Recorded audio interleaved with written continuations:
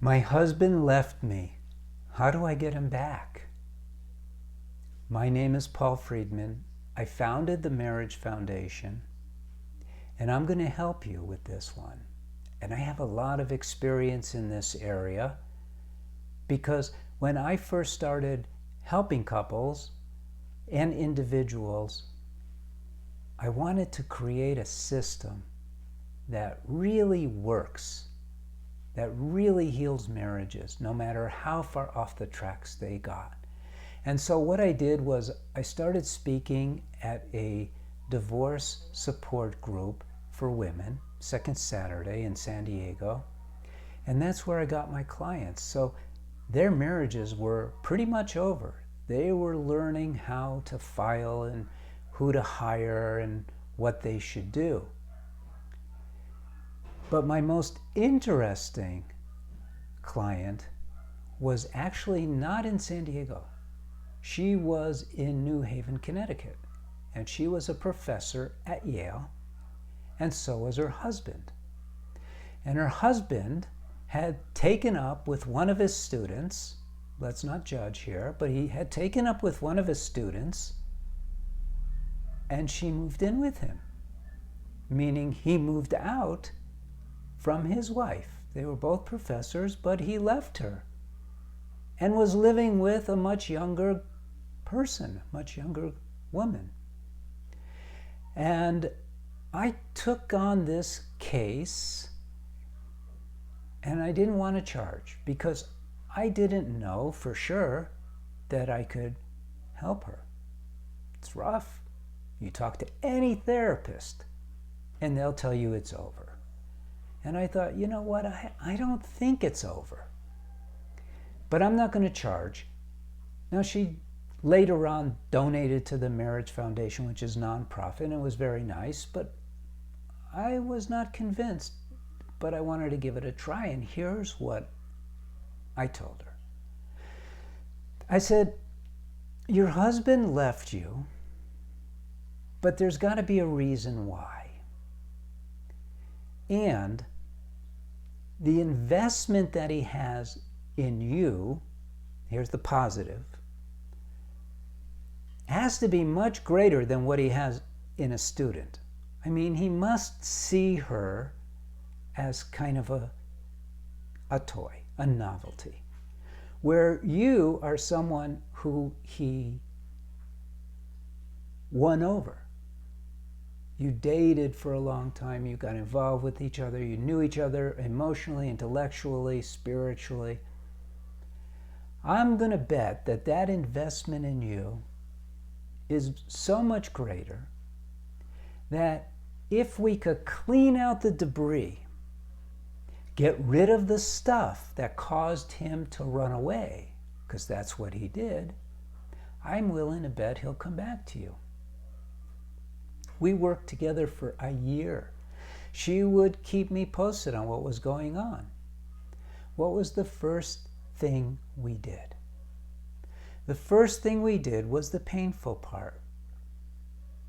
We shifted the blame from him to her. Very easy to say, he's a creep, he left me, he's now with a younger woman, and what a bastard. Easy to say. We live in a world that judges people very quickly. But I said, let's not do that, because it's not going to help us at all. Instead, let's take a look at what you did to push him away. Now, why did I say that? Because men are simple. They are. I mean, there's even jokes about how simple men are. Feed me, da-da-da-da-da-da, like that. And so, and it's based on a lot of truth. And so I said, let's take a look at what you were doing. And I asked her, did you complain? And she said, not much, but, sometimes he wouldn't pay enough attention to me, or, he would leave his clothes laying around. I don't remember exactly what the complaints were, but she acknowledged she complained. And I said to her, Men are very sensitive creatures. Yeah, women are too, but it's a different kind of sensitivity. And we're talking about what you did to him now. So let's not lose focus. Yes, I did complain. Okay, write this down. I will never complain again to him, because she still had some communication with him. Did you ever nag him? Well, what do you mean by that? Okay, that told me all I needed to know. Write it down. I will never nag him again. Good. Did you ever condemn him? Well, he did run off with... Okay. How about before? Well, let's see. Write it down. I will never condemn him again. And we put together a list of things, and we sort of unwrapped it a little bit and talked about ways in which she did. And I explained to her, look, I'm not going to judge. You want him back? Let's clear the way. Let's clear the path, so if something happens, he can come back. So we talked about all the things that she did that are not marriage friendly. And she committed to stopping to do that. And I taught her my sew technique, and she used it. And she used it not just on things that she said, but she used it on her own thoughts, on her own feelings. Because one of the primary principles that I have for marriage is that your free will needs to be incorporated, and you need to tie yourself to yourself as a soul and not as a mind that's controlled by the drive to survive. Did you follow that? The drive to survive compels us to do some amazingly stupid and nasty things. But if you use my technique, the sew technique, you turn the tables. You become in charge of your life. Then you truly begin to have free will. So she started using that.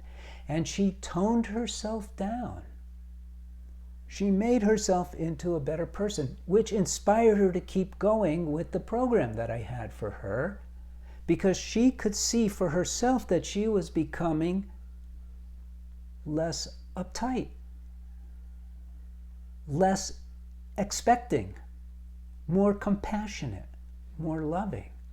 Well, she noticed it, and so did he. And over time, he started to become more and more friends with her. And he started cheating on his girlfriend with her. And he finally moved in with her. And then I knew, if she can do it, because her situation was extreme, anyone can do it. And we became specialists in this. The Marriage Foundation offers not too many products, but we have a product called the Women's Course, and it's a process by which women can change themselves. The first step is to achieve personal individual happiness, self-contentment, so they don't have these expectations of their husbands, and they start becoming a magnet to their husbands who have left, and they come back. What percentage comes back? I don't know. A high percentage, not a small percentage. And under what situations? Almost any. Now I say almost any because not too long ago, a woman wrote in to our counselors. We have a free service. You could write in for free and talk about your situation.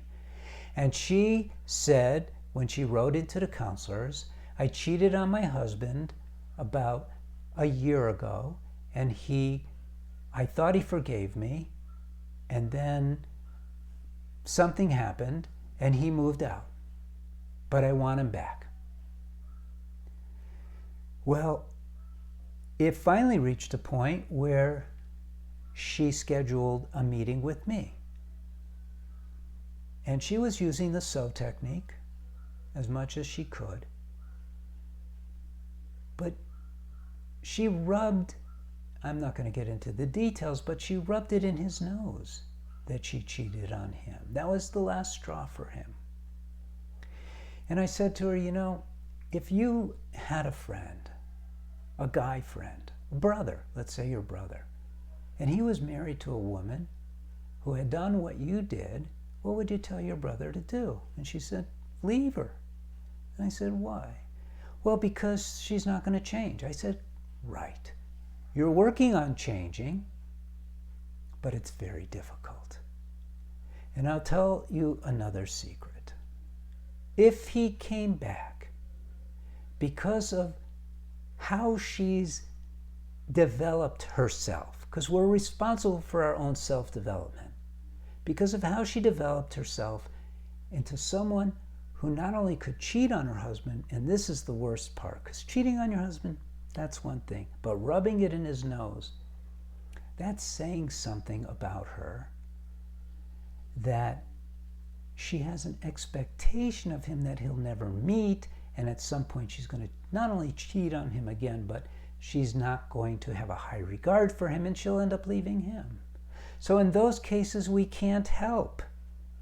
If your husband left you because you cheated and you said, well, so-and-so who I ran off with treated me much better, forget about it.